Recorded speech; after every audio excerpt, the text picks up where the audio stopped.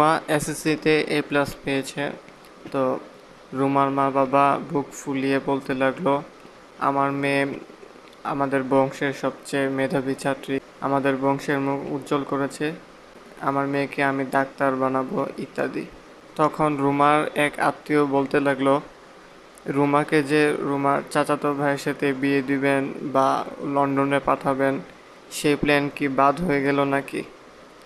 তখন রুমার মা বলতে লাগলো, আরে না, এটা তো আমরা এমনিই বলতাম, ওরা তো শিক্ষিত না, দোকানে কাজ করে, ওদের কাছে আমাদের মেয়েকে বিয়ে দিব কেন? আমাদের মেয়েকে আমরা শিক্ষিত ফ্যামিলিতে বিয়ে দিব, শিক্ষিত পাত্রের কাছে বিয়ে দিব, আমাদের মেয়ে ডাক্তার হবে। রুমা এখন ভালো রেজাল্ট করায় রুমার মা বাবা এখন ডিগবাজি দিয়ে ফেললো।